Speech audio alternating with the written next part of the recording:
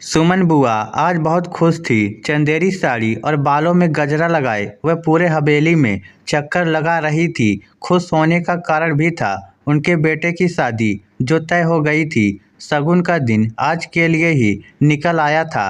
लड़की वाले पहुंचने वाले थे। इतने सालों के बाद घर में खुशी का मौका आया था। बुआ जिंदगी में आई अपनी अनमोल खुशी के हर पल को बांध कर रख लेना चाहती थी। पूरे मनोयोग से लड़की वालों की खातिरदारी की तैयारी में लगी हुई थी। देखते देखते 4-5 गाड़ियां दरवाजे पर आकर खड़ी हो गई। शायद मेहमान आ चुके थे। बुआ ने उनके लिए तरह तरह के पकवान बनाए थे। कोई कमी ना हो जाए इसके लिए वह सहायिका के साथ खुद भी किचन में घुसी थी। लड़की वालों ने पकवानों को सरा सरा कर जी भरकर खाया। तारीफ सुनकर बुआ खाने के अंत में अपने हाथों से बनाया गुलाब जामुन लेकर बैठक में जाने लगी। जैसे ही किचन से निकली फूफा जी की कड़कती आवाज़ सुनकर ठिठक गई। वो बुआ को देखते ही दांत कूटते हुए बोले, तुमको अपने लोअर ग्रेड वाली आदतों से बाज नहीं आना है ना। सारे मेहमान घर की मालकिन से मिलना चाहते हैं और यहाँ एक काम वाली बाई बनकर निहाल हुई जा रही है।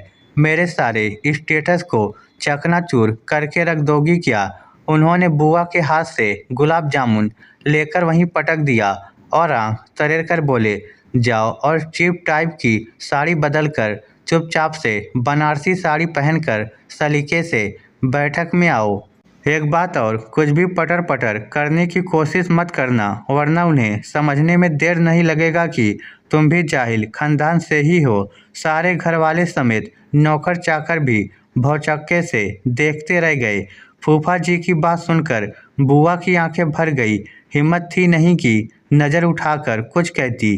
कभी प्रतिरोध किया नहीं था। मन में ही कहा, एक मौका नहीं छोड़ते हैं मुझे बेइज्जत करने का। ना समय देखते हैं और ना जगह। बुआ अपनी आंखें पोंछते हुए कमरे में चली गई।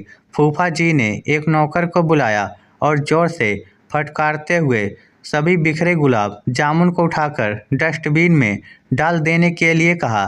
फिर पैर पटकते हुए मेहमानों के बीच बाहर बैठक में चले गए। बुआ बनारसी साड़ी पहनकर माथे पर आंचल डाले बाहर निकली। ये बनारसी साड़ी की भी एक कथा है। बुआ जब विदा होकर ससुराल आई थी तब मायके वालों ने अपनी हैसियत से ढेरों साड़ियाँ दी थी पर उनमें बनारसी साड़ी नहीं थी। दुल्हन को साधारण चुनरी में देख बुआ के सास ससुर भड़क गए।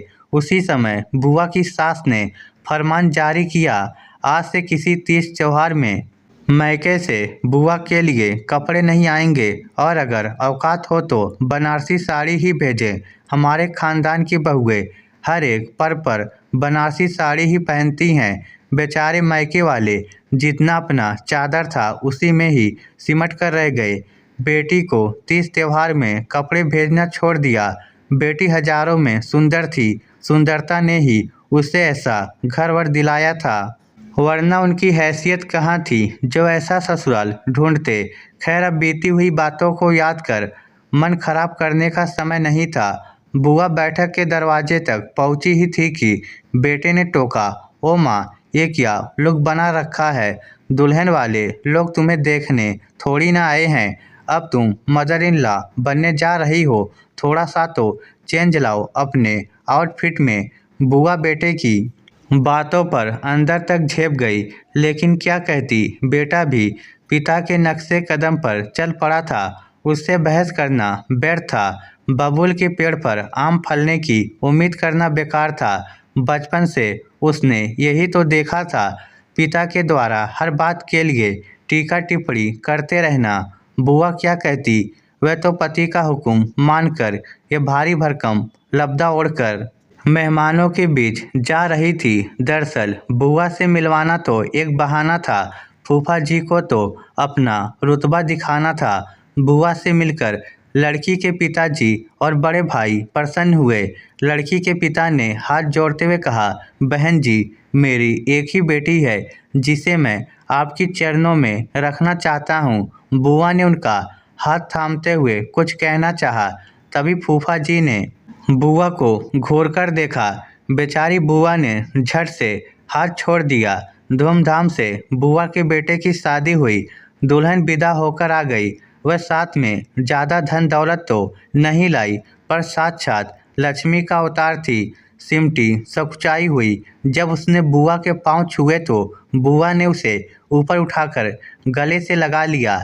ऐसा लगा जैसे कोई अपना मिल गया हो। समय 25 साल पीछे लौट गया था, या फिर खुद को दोहरा रहा था। बिल्कुल सब वैसे ही हो रहा था जैसे बुआ के साथ हुआ था। अंतर बस इतना था कि बुआ को ससुराल वालों ने पराया समझा था, जबकि बुआ को बहू अपनी बेटी लग रही थी। शादी के 2 दिन बाद सारे नाते रिश्तेदार अपने अपने घरों को चले गए। फूफा जी के तेवर में कोई बदलाव नहीं आया था। दूसरे ही दिन उन्होंने बुआ को कह दिया, बहू भी तुम्हारे जैसी मिडिल क्लास से आई है, इसलिए ये तुम्हारी जिम्मेदारी है कि तुम हमारे खानदान के तौर तरीके उसे सिखाने की कोशिश करो। लड़की सुंदर थी, इसलिए हमने बेटे का ब्याह कर दिया, वरना कहाँ राजा भोज और कहाँ। बुआ ने फूफा जी के सामने हाथ जोड़कर चुप रहने के लिए कहा। उन्हें डर था कि कहीं बहू सुन न ले। बेटा का भी तैस कम नहीं था। बहू के मायके वालों की कमी निकालने में उसे विशेष मजा आता था। बहू की पहली विदाई थी। बेटे ने साथ जाने से इनकार कर दिया। बुआ ने समझाने की कोशिश की तो बेटे ने कहा, पिताजी कभी तुम्हारे साथ गए जो मैं जाऊं इन भिखारियों के घर। बहू को गुस्सा आ गया। उसने पलटकर कहा, फिर शादी ही क्योंकि आपने जब रिश्तों का अपमान ही करना था आपको। मैं अपने मायके का अपमान नहीं सहन करूंगी। इतना सुनते ही बेटे ने ताव में बहू पर हाथ उठा दिया। अभी वह कुछ सोचता, इसके पहले ही बुआ ने तड़ाक से एक जोरदार थप्पड़ बेटे के गाल पर जड़ दिया और बोली, खबरदार जो कभी पत्नी पर हाथ उठाया तोड़कर रख दूंगी, समझा। स्टेटस की दुहाई देता है, संस्कारहीन कहीं का। पहले इंसान बनना सीख, फिर पति बनना। बुआ ने नौकर को बाहर भेजा, ड्राइवर को बुलाया और बोली, मैं जाऊंगी अपनी बहू को उसके मायके छोड़ने, और तब तक वह वापस नहीं आएगी जब तक ये उससे माफ़ी नहीं मांग लेगा। बेटे को अग ने आंखों से घूरते हुए कहा, तूने क्या सोचा मैं तेरे पिता का विरोध नहीं कर पाई तो तुझे भी मनमानी करने दूंगी। मेरे पीछे कोई नहीं था, लेकिन अब ऐसा नहीं होगा। मैं खड़ी हूँ अपनी बहू के साथ, समझा। इस स्टोरी को लेकर आपकी क्या राय है, नीचे कमेंट करके हमें ज़रूर बताइएगा। धन्यवाद।